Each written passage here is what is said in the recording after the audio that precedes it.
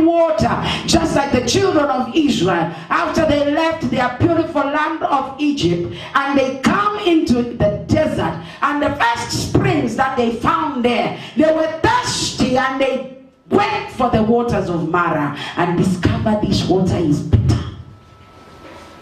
So in the wilderness, water is a luxury. Don't drink anything that looks like water. I'm coming from a desert.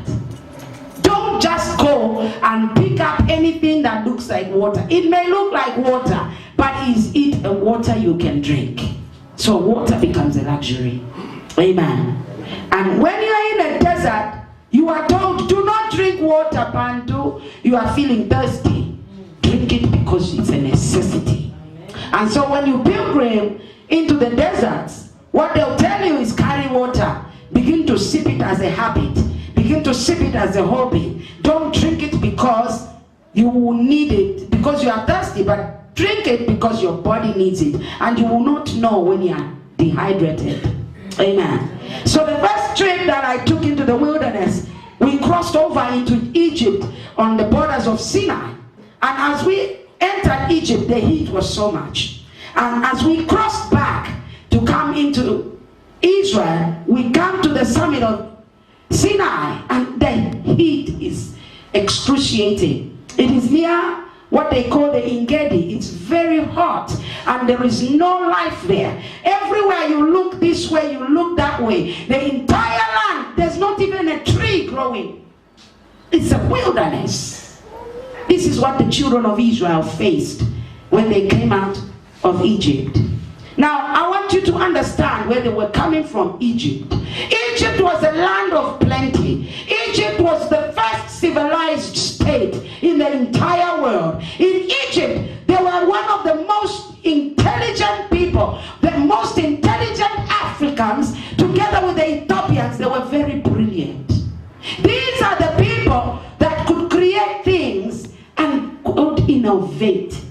Up to date, people don't know how they've put up the pyramids.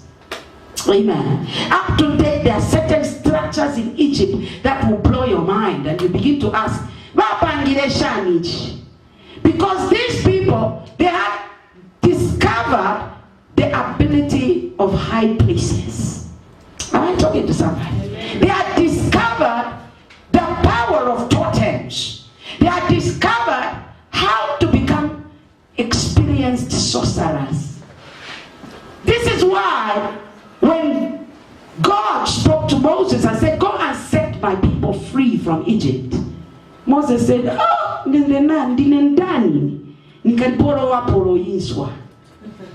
I go to Pharaoh, the chief of sorcerers. Are you joking? Because when Moses left Egypt, he knew that Pharaoh was a sorcerer among sorcerers, and he was at a certain class below him. Amen. So he realized he couldn't go up against this man, and the next thing that Moses does is he tells God, I can't speak. God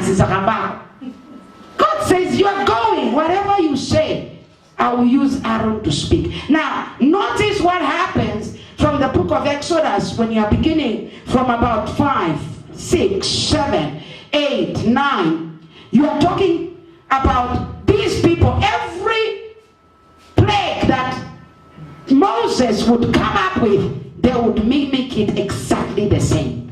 What power were they using?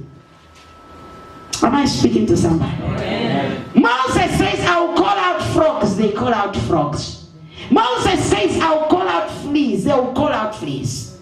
Moses says, I will turn this water to blood. They'll say, does it even us we can turn water to blood?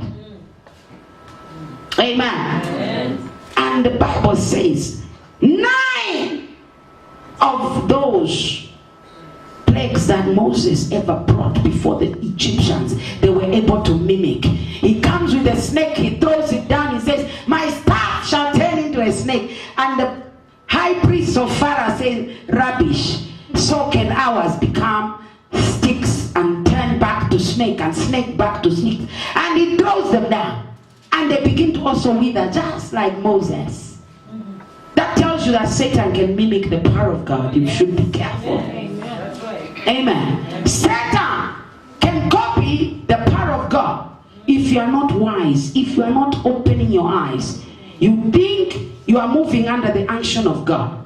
And many of the men of God, the men of God in this country or around the world today are using totems. And they're trying to deceive you using the Bible. And they begin to tell you, I can change this, I can bring money into your pocket, I can do this, and some funny miracles that are happening are by totems. Be careful. Amen. There are miracles that you know this is of God because it will give you peace. Amen. But there are miracles we begin to start scratching your head. Vachoka kuti, vakuza veka viraura.